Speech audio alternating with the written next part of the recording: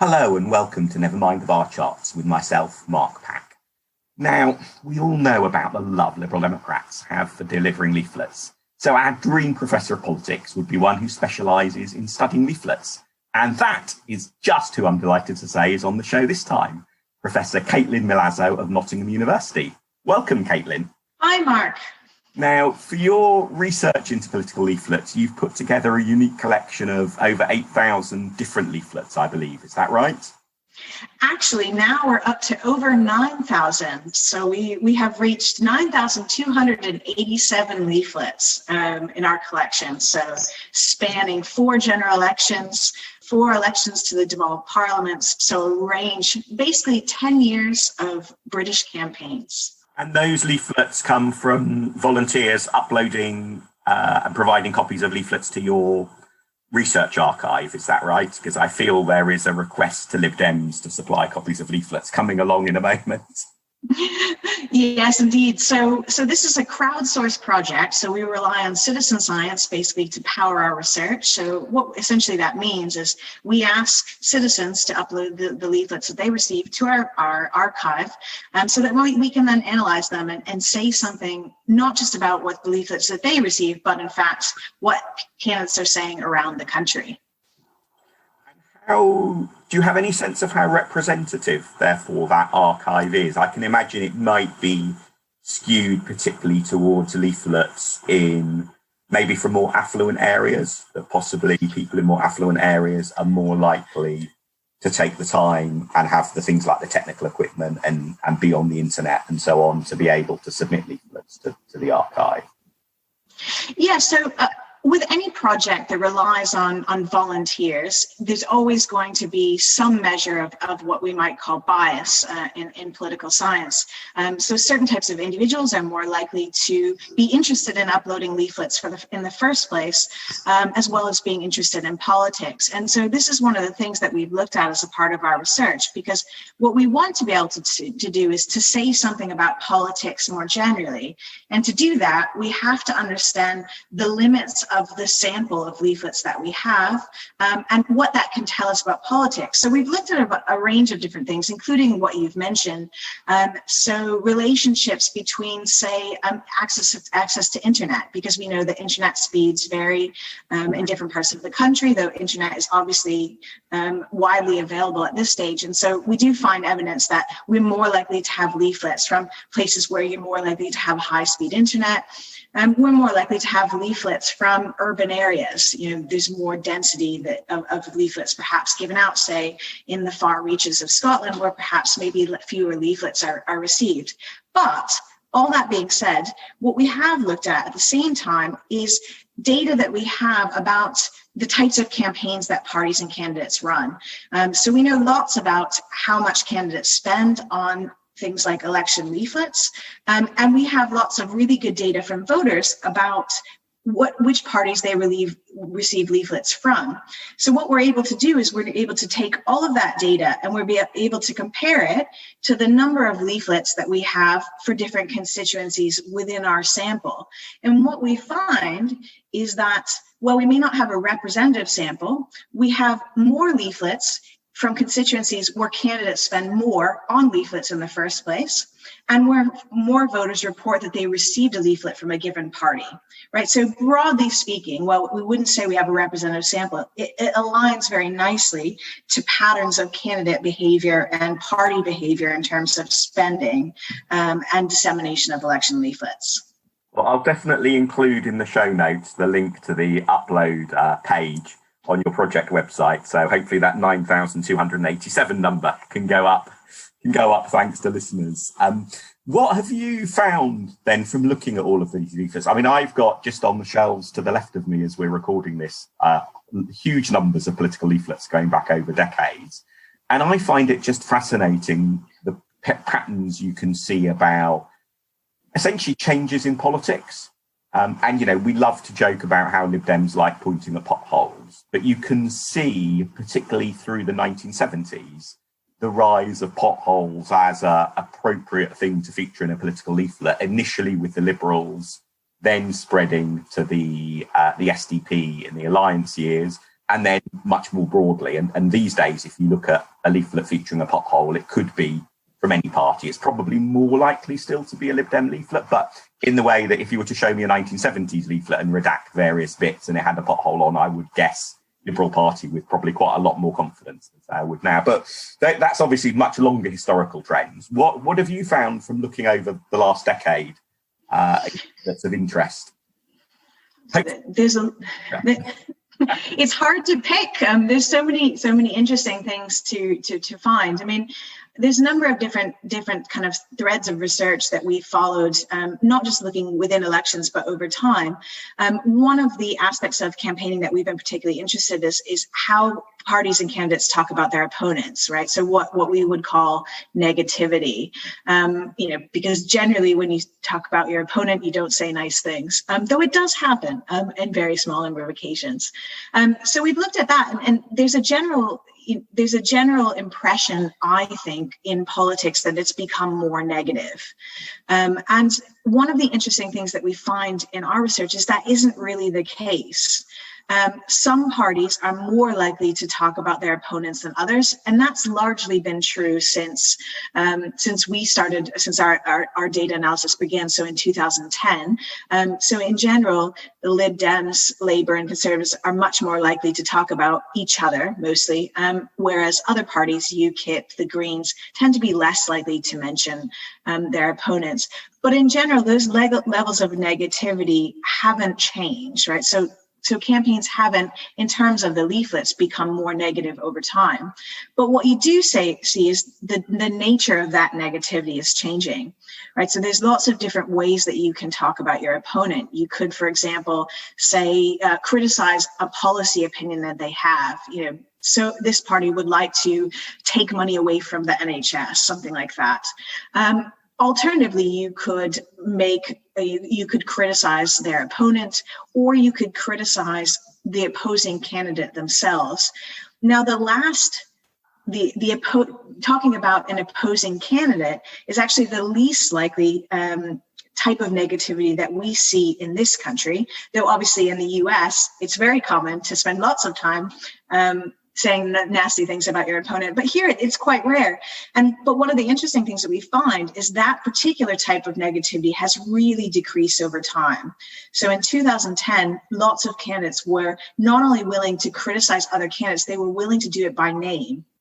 And now, sometimes, very rarely, you'll see them criticizing, say, my Labour opponent, something of that nature, but very rarely will they ever mention the opposing candidate's name. So we do see changes in how they talk about their opponents, but there are other types of negativity that are on the rise. So, for example, we are much more like...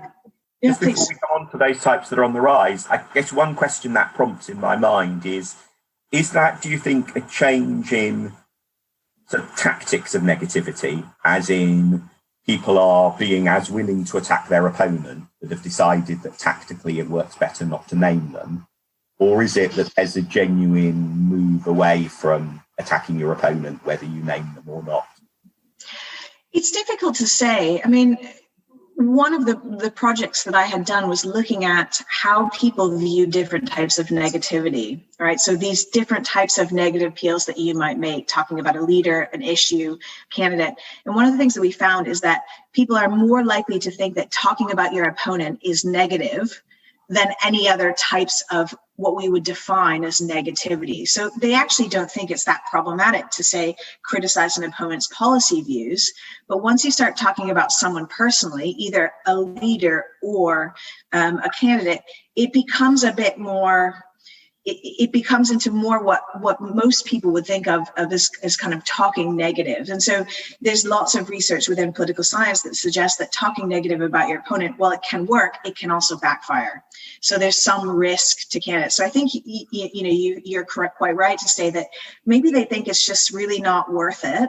It's not worth the risk, and it's unlikely that they are going to be able to reveal something that's so fundamental that would cause someone, to switch parties about a specific candidate. I mean, that's just my view, but it is definitely viewed to be more negative than other types of negativity. Yeah, well, that's interesting. So in a way, that's quite a promising trend. That cynics, at least about politics, are maybe slightly over egging the pudding if things are not getting more negative. But you were going to go on to talk about some of the conclusions you've drawn from it. Yeah, so while one type of negativity is perhaps less prominent, other types of negativity are on the rise. So we see that parties are much more likely to criticize an opposing party's leader, and those attacks, if you will, or those criticisms, if you want to phrase it more kindly, are becoming less policy-based and more character or competence-based. So strong and stable versus chaos, coalition of chaos, those types of appeals, of really speaking to the character and competence of an opposing leader, those have been very evident since 2015, and in a way that we did not see perhaps in 2010. So, I mean, in those, there's quite a bit of evidence that those types of appeals really cut through. These are really playing up on beliefs that the public had to say about Ed Miliband's competence as a leader, and really pushing on that kind of door in terms of the public's mindset. So I think we see, while the overall level of negativity in leaflets at least isn't higher, there are increasing uses of certain types of appeals, and it's my view that there is evidence that those appeals do cut through.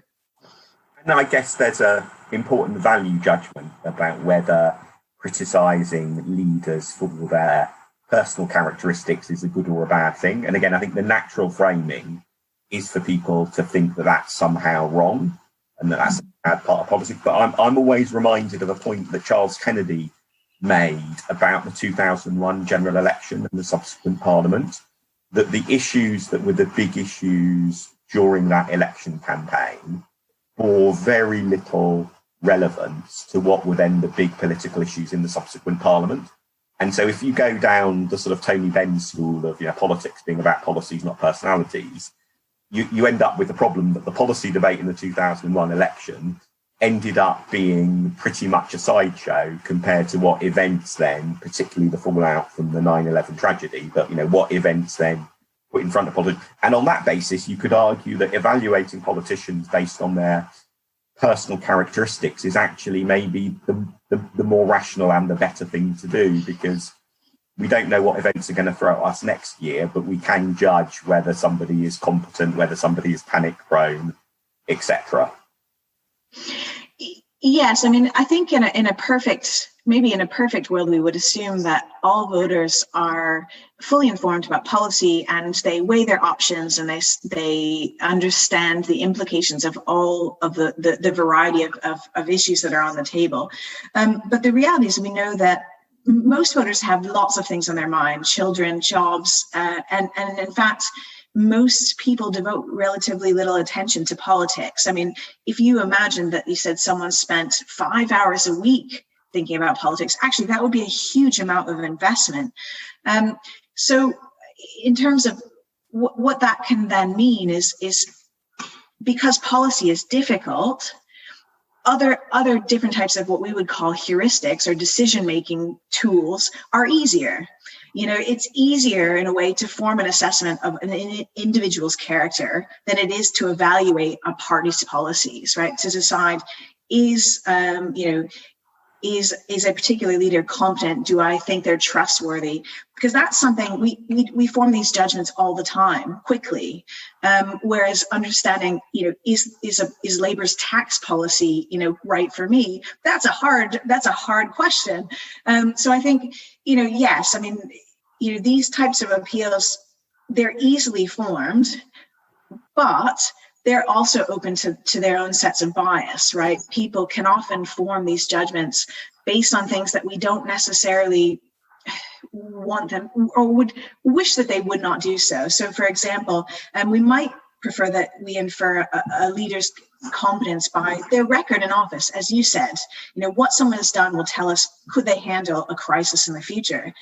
The problem is that we know that lots of people don't have that level of information either. And often what happens is they form those judgments on the basis of, a very short impression of how that leader performs on a radio interview or a TV debate, and we've seen lots of discussion about this in the public sphere. So, I think while those judgments are easier, they also can be based on less substance.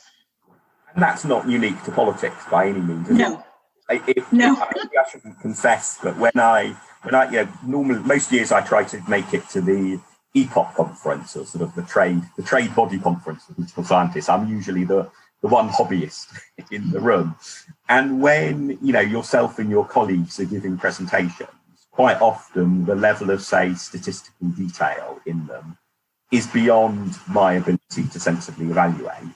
And so, there is a bit of, I'm sure, however much I try to listen and evaluate the quality of the research fairly, there is a bit about what is just my instinctive gut reaction when somebody gets up at the front of the room and starts talking. I'm sure there are bits of research that I have unfairly either underappreciated or overappreciated because of that, what's somebody like in the first 30 seconds of speaking, which of course doesn't really reflect how good or not they are at gathering and analysing evidence or understanding, the context of previous people's research and so on. But it's a very prevalent factor. Now, the flip side of that, of course, is that is, because we know people behave like that, that is something that campaigns, as, with anyone, say, speaking in front of a room, can deliberately play to that as well, to try and make a good impression.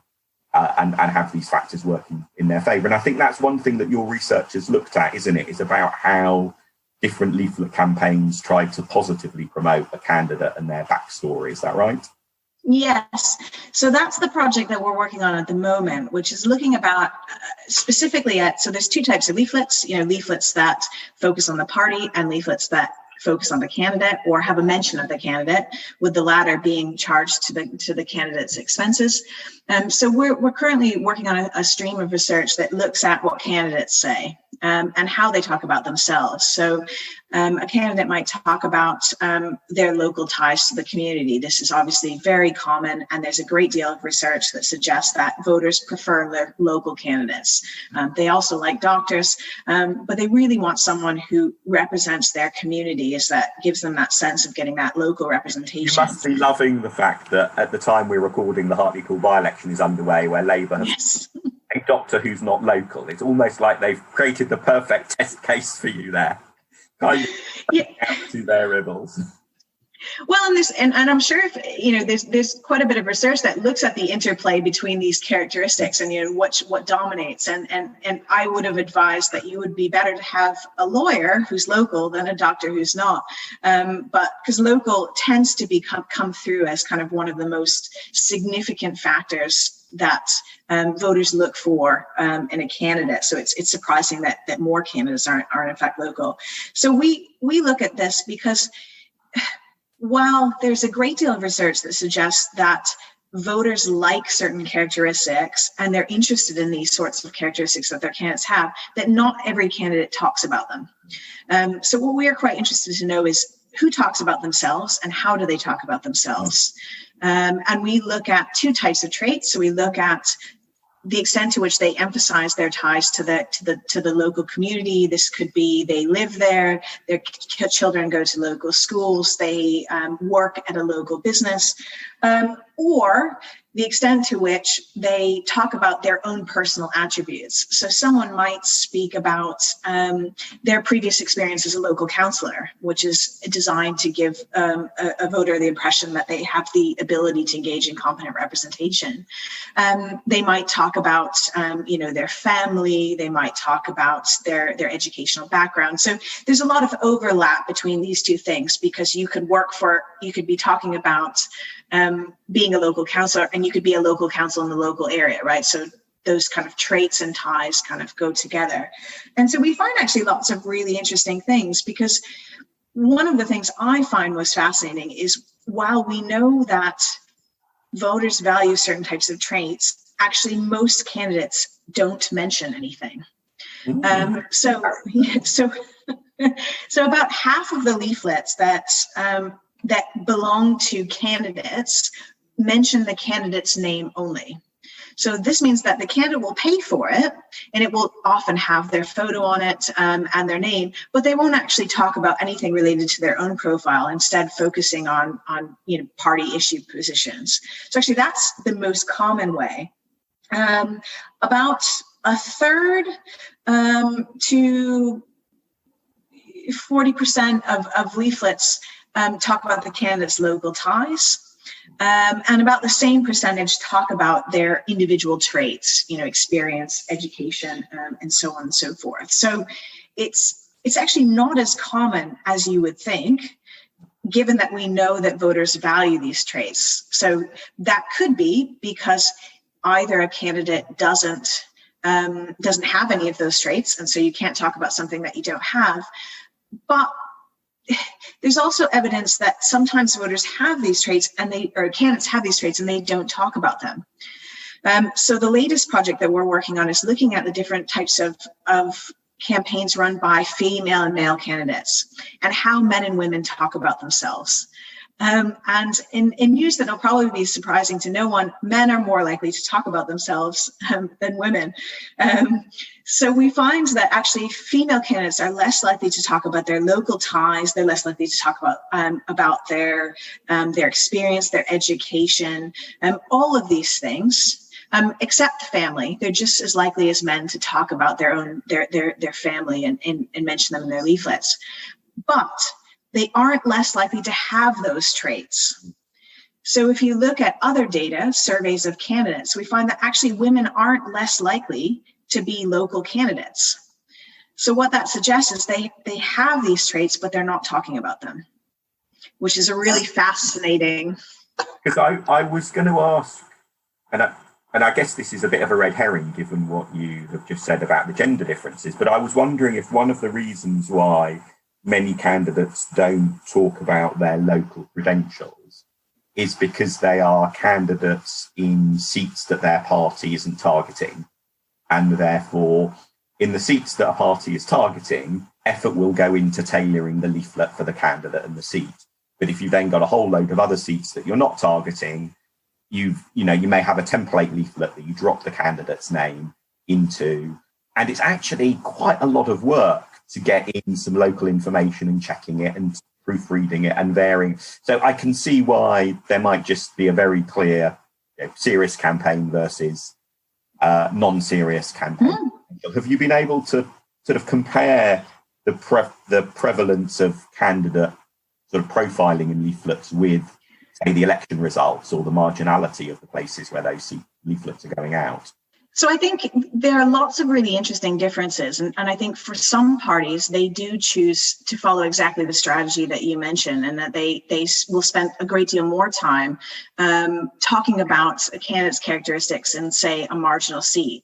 And that may be because it's more likely to make a difference, but also because they are more likely to choose a candidate who's going to appeal to voters in those seats, right? So choosing a candidate who's a doctor or lives locally is much more likely to happen when, say, for example, that's a marginal seat, whereas, you're less likely to use your good candidates in seats that you're not going to win. But there's also other, that's not true of all parties. I mean, for example, the Green Party is relatively consistent in how they behave in their leaflets. And one might argue that's because they're never in real contention for a seat. But regardless of whether they're 40 points behind or 20 points behind, they're still much more likely to talk about their personal attributes and their experience and ties to the community. So, I mean, there's lots of different interplays of factors here with some party-specific factors rolled in.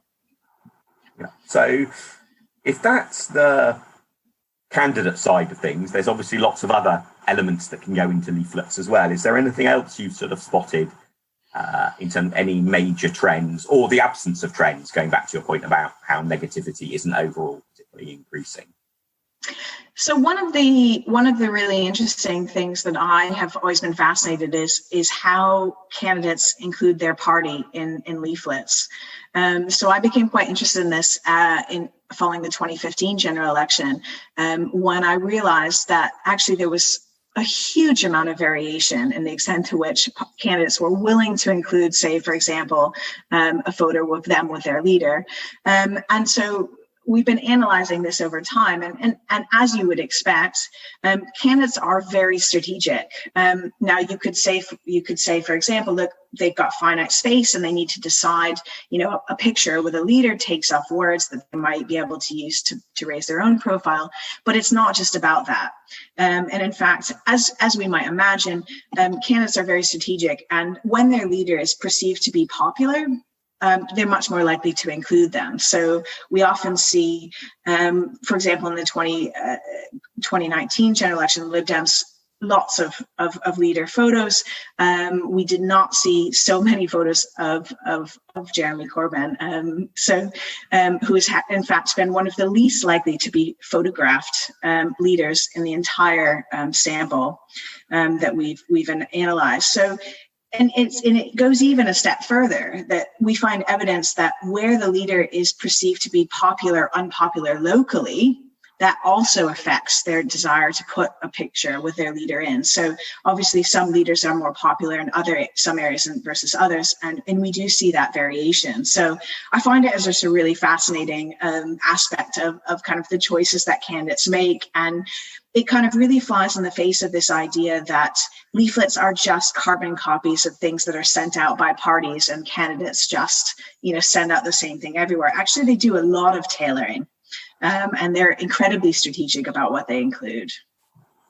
And what surprised you most then, looking through all of these leaflets? What surprised me? Well, that's so difficult. I think I've hit a lot of those points today. I mean, there's some things that we find that confirm what we know. I mean, I was not terribly surprised to see that Ed Miliband or Jeremy Corbyn didn't feature very heavily in election leaflets. So some of that stuff is, it's what we would expect, but it's still really important that it's still a question that needs to be answered, and it's an empirical question that scholars should consider. I find the issues around gender to be quite interesting, especially given the evidence that women are not necessarily less likely to have characteristics that make them high quality candidates. So I think that's particularly fascinating, because we need to understand, why female candidates don't choose to put these attributes forward, because that may have influences down the line, right? If they're less likely to talk about their strengths, well, then perhaps they're putting forward a less compelling case than their male counterparts. So I think for me, those types of judgments, which don't necessarily become immediately obvious, I find that quite fascinating. It would be fascinating to see how MPs' maiden speeches in Parliament match up with that, whether there's a similar gender divide over the extent to which people talk about themselves. And there is always, there's quite a strong convention, isn't there, with maiden speeches in Parliament, that they're about the constituency and about saying some nice words about your predecessor, even if they were from a different party. But nonetheless, there's quite a lot of scope within that traditional structure of a maiden speech to really talk up your local links with a constituency or not.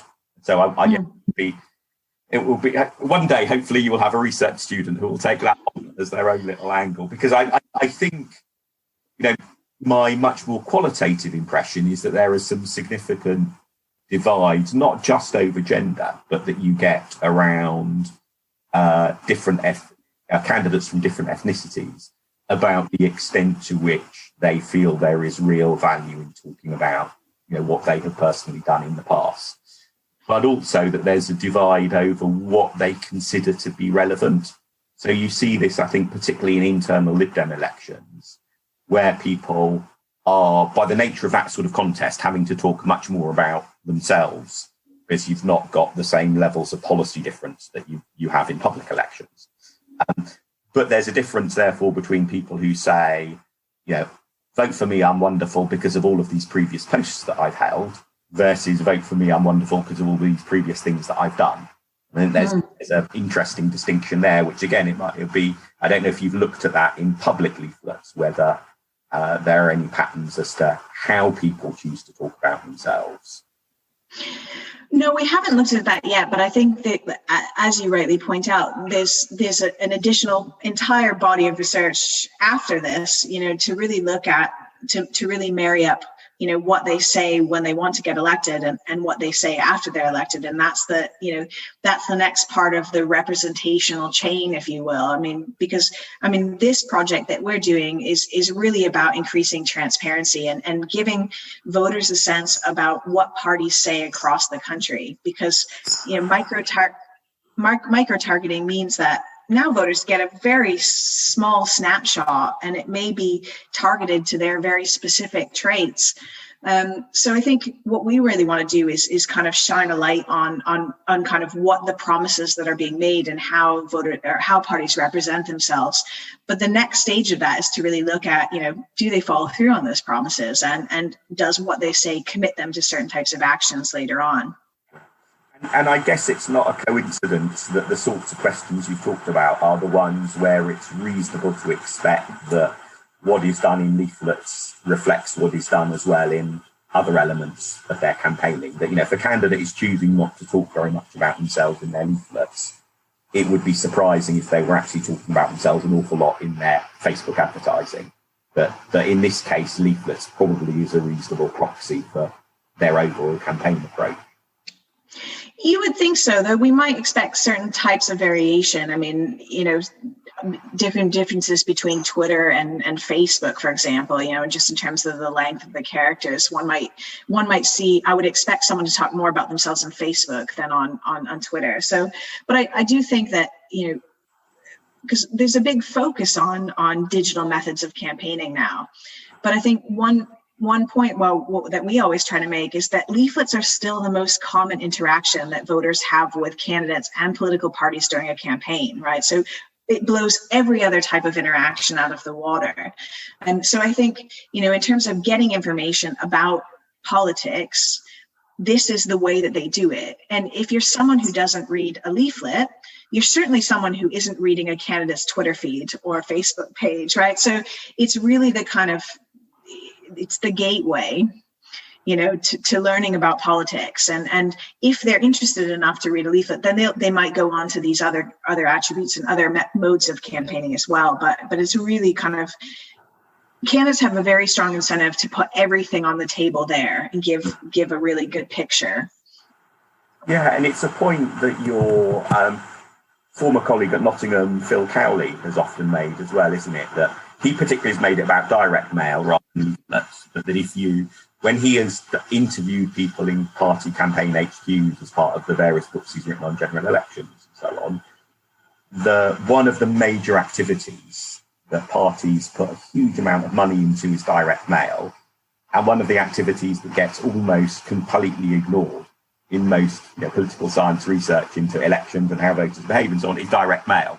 And and in that sense, I think, the work that you're doing into leaflets is filling a really important gap in that understanding. Because, I guess there will be some voters who say live behind intercoms in a gated community without a communal letterbox, etc., who it may well be that parties' digital campaigns are the only thing that really reach them, or possibly posted direct mail, but the leaflets don't. But as you say, broadly speaking, the most information voters are going to get about most of the candidates up for election in this May's mammoth round of elections, for example, is going to be what's put on piece of paper through their letterbox, unless somebody's in the exceptional case of saying being a constituent with a party leader as one of the candidates on the ballot paper, where they may actually pick up rather more through the media. But for almost all voters and almost all candidates, leaflets are the dominant thing. So I'm sure you have many decades of more research ahead of you. Is there any particular question that you've not yet though managed to dig into that you're sort of thinking, oh, this is the thing I wish I knew, or wish we're looking forward to being able to get around to looking at? Well, in terms of where do we hope to go? One of the things that we would like to look at is something that you mentioned earlier, is to look at not just gender differences, but how race and ethnicity plays out in different types of campaigns. Because this actually, at an EPOP conference 2 years ago, we had some excellent feedback from a member of the Labour Party on one of our projects, and thinking about how candidates talk about themselves. And he made a really good point about candidates contesting in areas that are minority seats, and how that may vary, and how what they talk about might vary as the diversity of a seat increases, right? So it's not just, because we wouldn't wish to assume that all people who share similar views. Actually, many of these seats can be lots of different groups with different backgrounds, religions, motivations, and so on and so forth. So really thinking about how we might understand how candidates talk about themselves in those seats, right? And how parties respond to pressures in that area. We're also really quite interested in thinking about what happens next, right? So how we can triangulate what we know about what they say during the campaign to what they do afterwards, and can we create a mechanism for allowing voters to understand whether candidates have kept their promises, because that would be a really nice aspect of transparency that is kind of really missing. And all of these things are challenging, because while leaflets are the kind of the most fundamental way that voters engage with political elites during a campaign, they're also the most difficult to gather data on, because Twitter, Facebook, all of that you can download. You can have everything that a candidate's ever said on Twitter, for better or worse. Leaflets are much more difficult, right? So a lot of what we're going to be working on over the coming years is thinking about how we can expand that data set, right, to get a wider range of elections. So right now we're focusing on the elections to the Welsh and Scottish parliaments, how we can expand prior to 2010. So there are lots of repositories of hard copy leaflets all over the country, Bristol, Strathclyde. Can we bring those in so we can really get to the question that you posed at the very beginning, which was, how have campaigns changed over time? We can answer that question for 10 years, but obviously there's a much longer time horizon that is begging to be explored. When my leaflet collection exceeds my shelf capacity, I know now what I need to do with the leaflets, clearly. You've mentioned other research that's been done and how your work sits alongside that. So if anyone listening to this is just keen to know a bit more about political leaflets and some of the wider issues about local candidates and so on that you've mentioned, is there anything in particular you would recommend people look at or read if they'd like to find out more? Oh, it's hard. There's so much excellent work done in this area. In terms of work on election leaflets per se, there actually isn't a great deal in this country, which is why we've been kind of pushing at that particular gap. There is a really excellent piece by Mark Shepherd, who's at the University of Strathclyde, that looks at the types of messages that were used in elections in Scotland, and there's some work by Justin Fisher, which looked at the 2005 election and beginning to think about what themes that we might understand about elections. But there's a whole body of literature for those interested in understanding about what types of candidates get elected and why we might, how we might understand why they should talk about what they talk about. So you've already mentioned my former colleague, Phil Cowley, who has a lot of excellent work in this area. He has done some really great work with Rosie Campbell at King's College London, looking at gender and occupation and how these factors interplay and what types of characteristics that voters want and voters value. But again, there's lots of research now looking at using really cool techniques to understand how voters value certain traits and how those traits interplay with each other. And we can learn lots from marketing research. which in marketing they use very similar tools to understand what sorts of appeals might resonate with a prospective purchaser of a product. So using lots of really cool tools, that we get from other disciplines that allow us to shed really unique light into what voters value. Phil and Rosie have done some fantastic research where they put together a fake biog of and ask people if they're going to be more or less likely to vote for them. And then they put the same fake biog to other people, but vary one element. So to be able to test that, and particularly digging into things like, if somebody is a rich businessman or businesswoman, is that a positive attribute?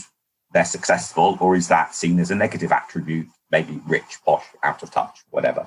So I will include some links in the show notes to their research, as well as Justin Fisher and Mark Shepherd. And I'll also include a link to your Open Elections project website.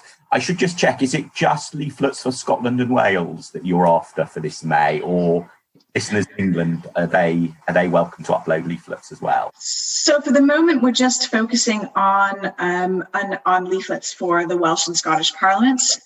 We hope in the long term to broaden out to a range of elections. It's just, as with all of these things, you have to go with the project and the funding to go with it. So we're also, we hope in the long term to get a much broader range. But for the moment, it's just those. But one thing I also wanted to point out about the website is, for those interested, you can also help us code leaflets. So we have a coding tool on the leaflet, which is when you upload something, we ask citizens to help us, citizen science, help us understand themes and identify themes in those leaflets. So in fact, we don't just rely on citizens to submit the raw data, but we also welcome their involvement in helping us understand patterns in these leaflets as well. So I would certainly encourage or welcome contributions of anyone who wants to, play their own role in this this project around understanding and promoting transparency in election campaigns. Brilliant. That sounds like the perfect way to while away a Sunday afternoon, browsing through leaflets and helping code them up for the purpose of political science research. So thank you so much for your time, Caitlin. Listeners can find Caitlin on Twitter at Caitlin Milazzo, which is Milazzo, myself at Mark Pack, and this podcast at Bar Chart Podcast. Look out in the show notes for follow-up links to what we've discussed, including that project website with the upload and coding leaflet links. And if you like listening, please do tell others about the podcast and give it a quick rating or review in your favourite podcast app. Thank you very much for listening.